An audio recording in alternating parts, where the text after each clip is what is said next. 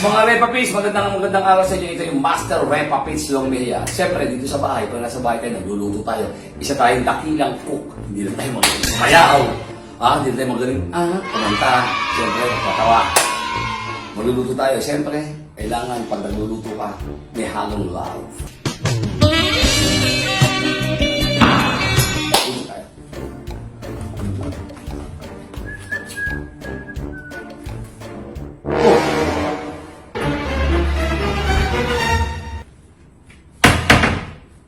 Nako! Sama naman ng timing. Naubusan ako ng LPG.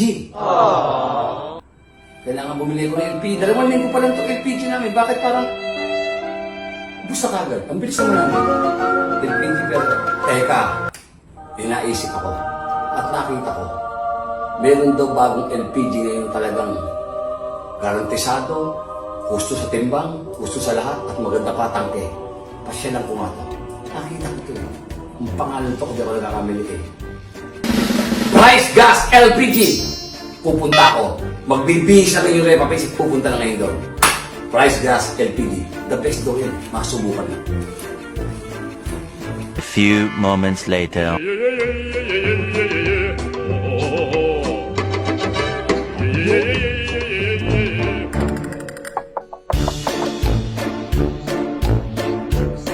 Ay, yes. Magandang umaga sa'yo.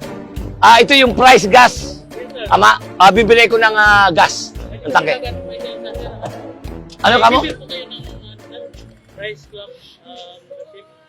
Kailangan ng Price Gas membership. Yung card. Para makabili. Hindi ako handa eh. Oh, kita mo yan? Kita mo yan?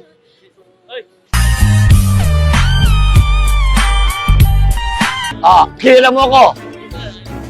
Sino ko? Di pwedeng tayong pasok. Price Gas yan, Nakita mo to? Doon ako. Thank you. Okay, sige. Opo! Hindi, bibili sana ako. Nabusan ako ng LPG. Bibili sana ako. Mas gusto ko tong Price Gas eh. Walang problema, sir, kasi member ka eh. Pagka may walang problema. Yes, sir. Magpa-entry pass muna tayo doon. Dito. Dito, sir. Repapits, gusto ko sana ipasyal mo ako bago ko magpakarga ng LPG. Gusto ko makita muna yung kabuuan ng itong tawag nito. Ranta. Sign. Bawal yung dalhin natin yung cellphone sa taas. Bawal ang cellphone. Areglado, wala akong cellphone na 1 lako. Ano pangalan mo? Rocky. Rocky. Pero siyempre, alam mo naman ako, mabusisi ako pagdating sa LPG. Marami akong nangyari sa akin. May kulang sa timbang, bulok yung tangke. Yes. Ang gusto ko sana, yung bibiling ko, bago tangke, at saka makita ko tama timbang. Dito ka. Woo! May service, sasakay pa ako. Iba ako. Wow, it's magic! A few inches later. Master Long, tara. Ito na yung planta. Ito na. Ang dami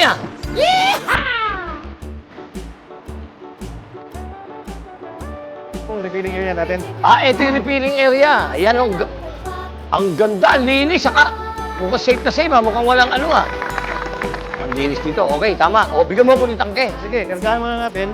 Oo. Pagkatapos, timbangin natin. Yun. Ayan, mga Repapits, kargahan nyo na ako, tapos timbangin. Nakita mo naman yung tangke natin, Master Long. Oo. Bago.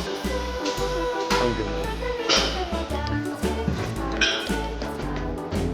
Pwede ko nang dalhin. Titimbangin pa. Tama pala, titimbangin. Ngayon, makikita natin kung talagang tama timbang, Yay! Yun. Bali sir, para malaman po sir kung tama yung timbang, ito po yung sir weight which is yung bigat ng tangke po. Tapos yung laman po niya is 11 kilos. Bali 11 kilos plus yung bigat ng tangke is 23 points.